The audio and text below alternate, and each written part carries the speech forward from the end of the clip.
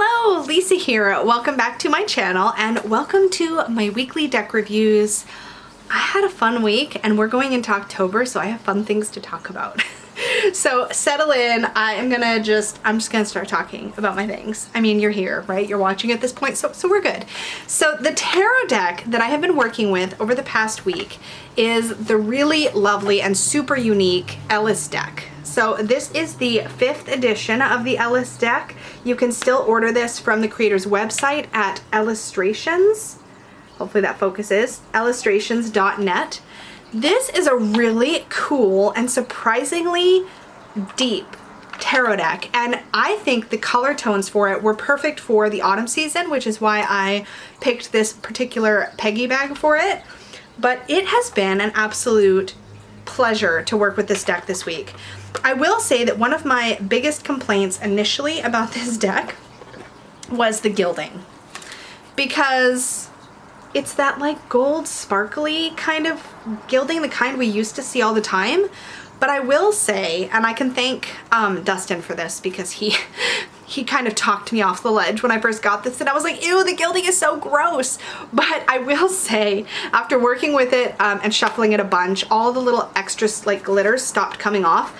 And this particular type of gilding, I think, tends to hide little chips and scuffs on it a little better than some of the glossier, shinier gilding that we see.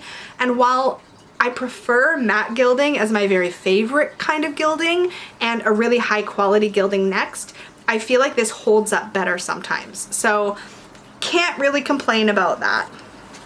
The backs of the cards look like that, which is really cool, especially if you read reversal, because if you read reversal, right, you get this like kind of different colored effect where you have some black cats and some white cats. You would be able to tell which cards are reversed, of course, with this, but I think that's almost kind of cool with the black and the white that you see. I want to talk briefly, before I get into the cards and the artwork and all that good stuff, about packaging.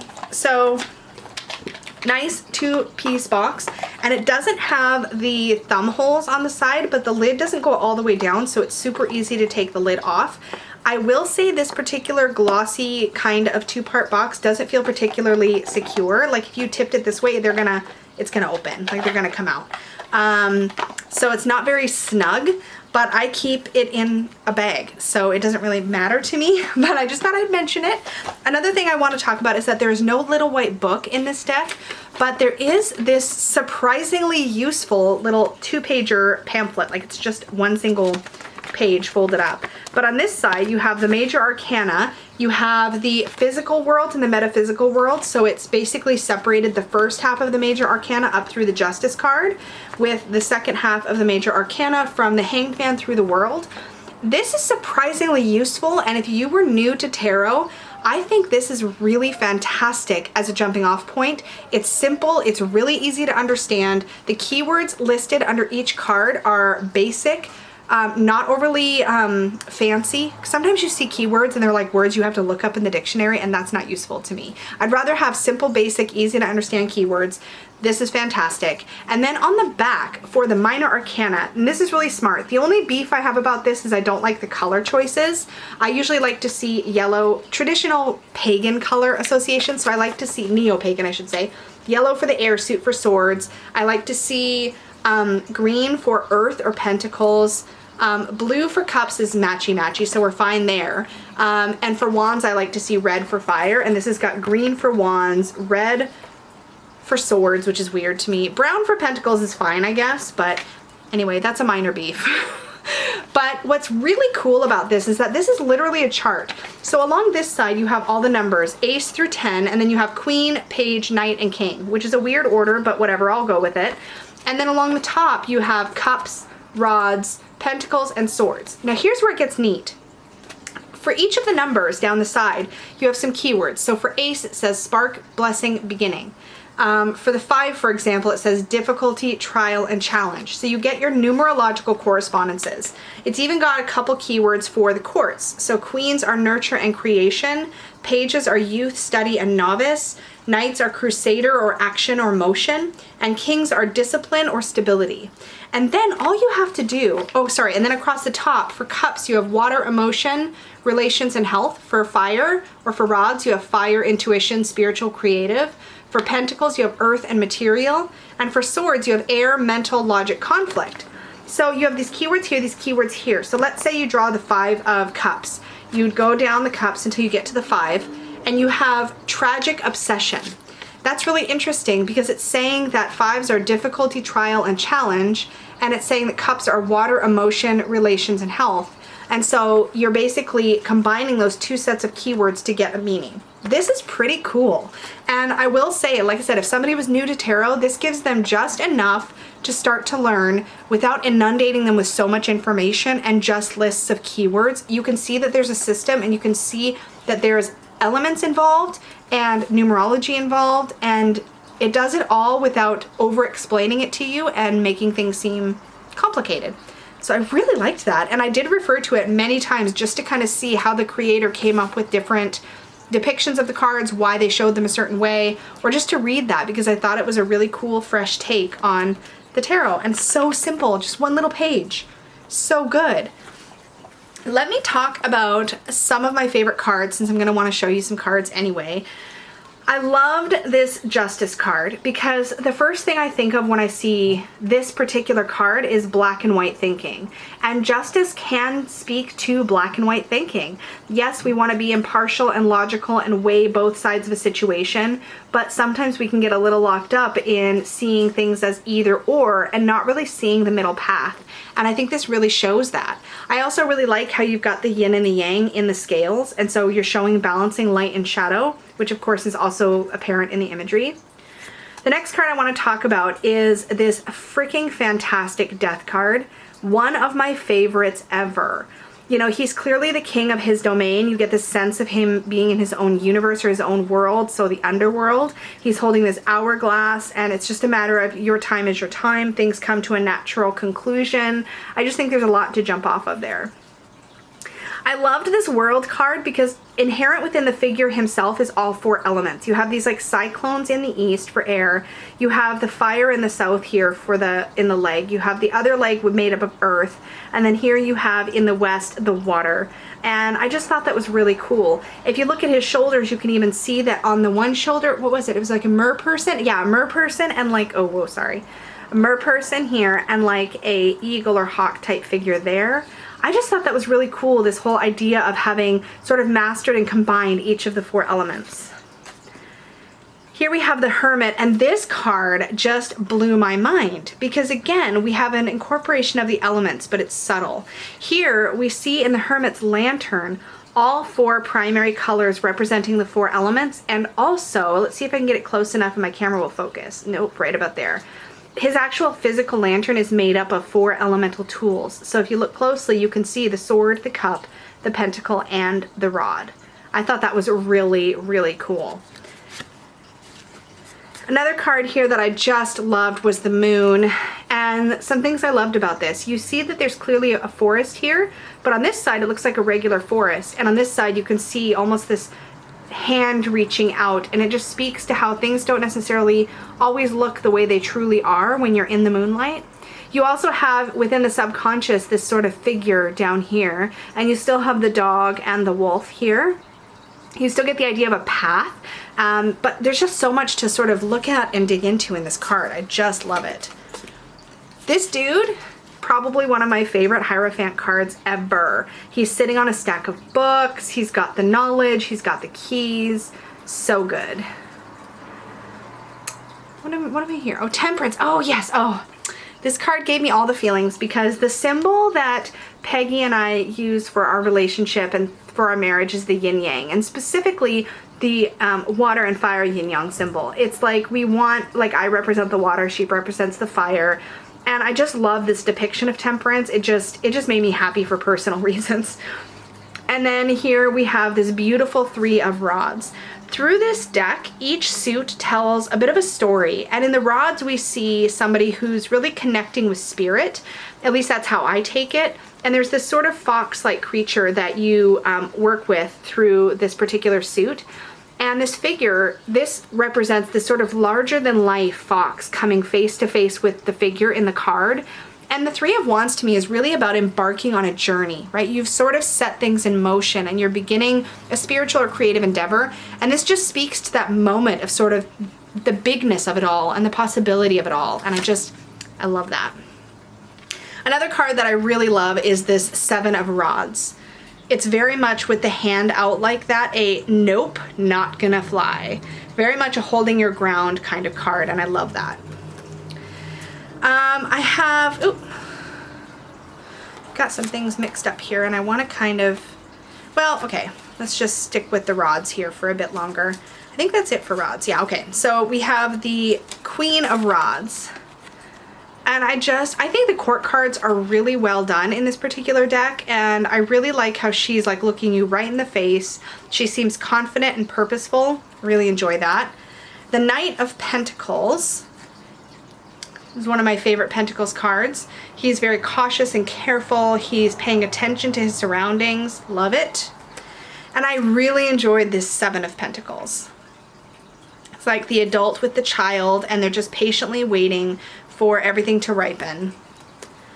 I enjoyed this 8 of Pentacles. Love this depiction. And there's all these mer people I said pentacles, that's cups.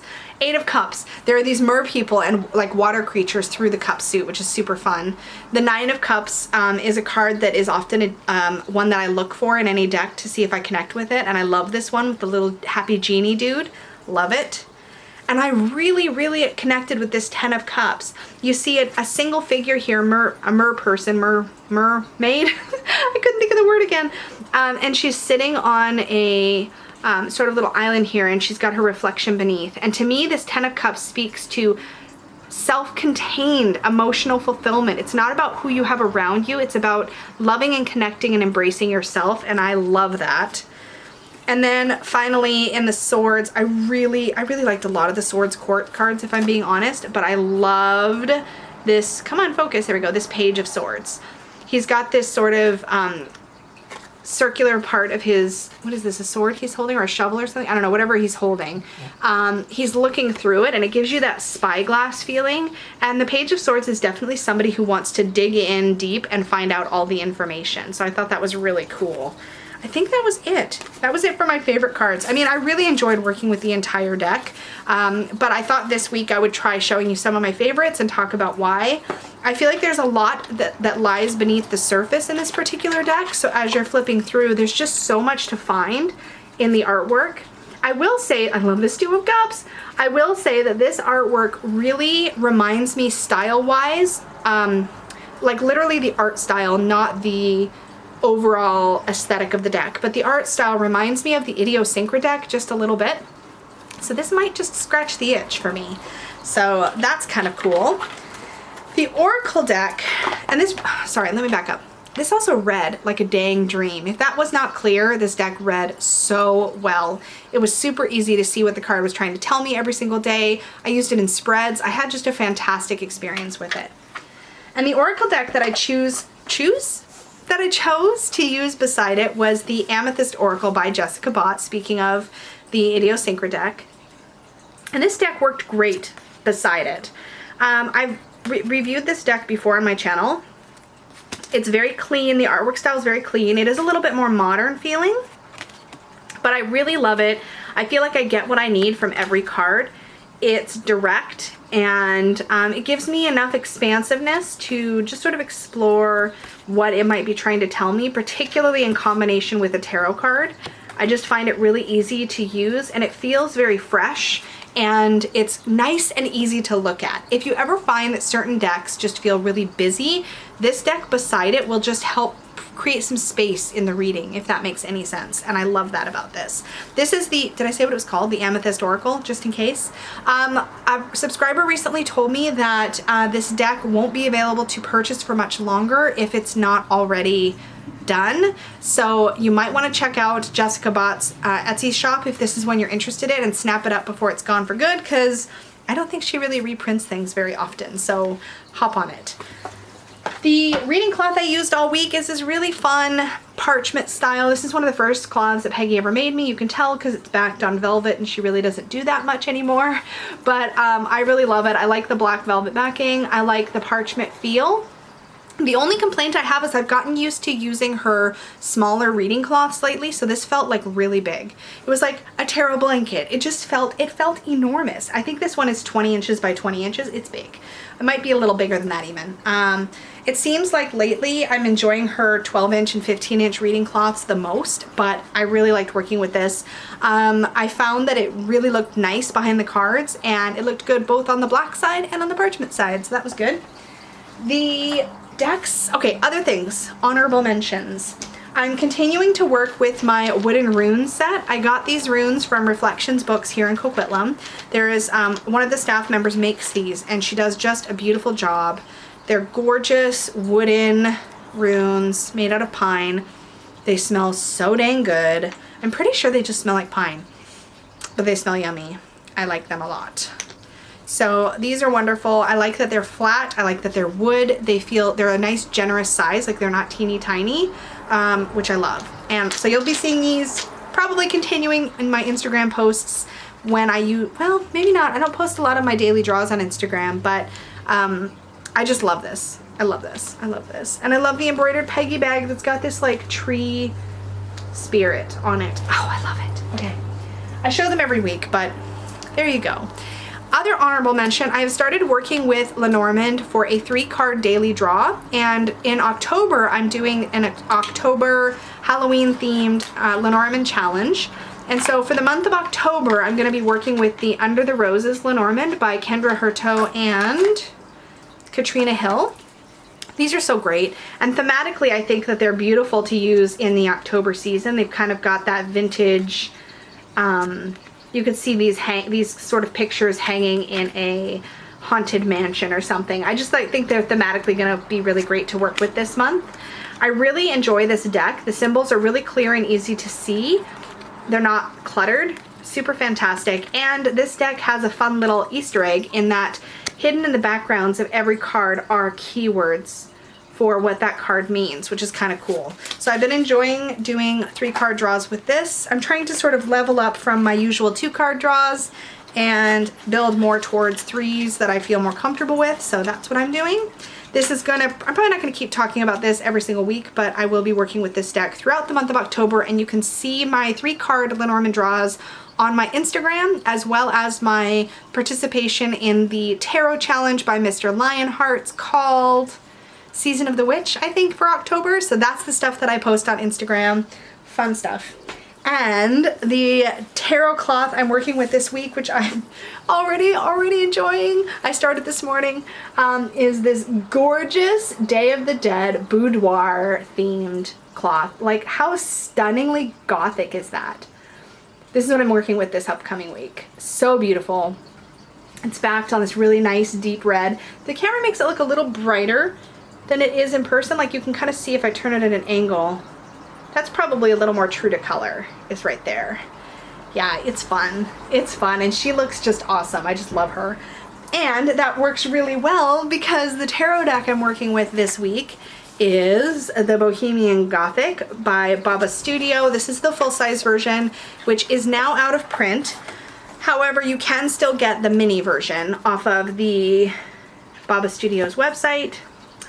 Really enjoy these cards at this time of year, so looking forward to working with them this week. And the oracle cards that I chose to pair with this deck is My Angels and Ancestors by Kyle Gray.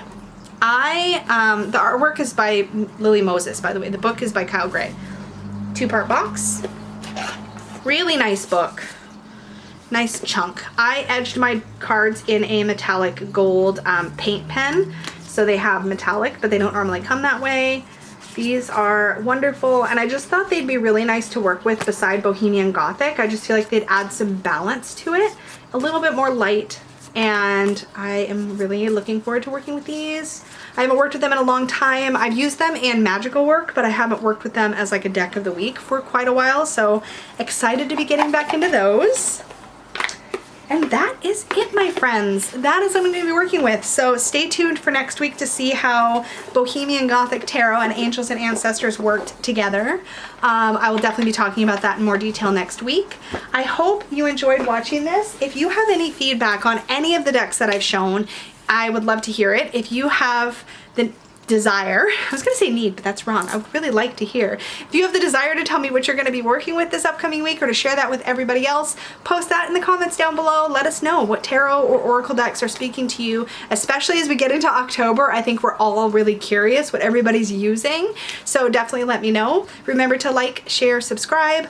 I also have moved all of my readings over to my personal website, so if you are interested in booking a reading, you can do that at supportivetarot.com. And as always, I hope you have a beautiful day, afternoon, or evening, wherever you might be. Bye!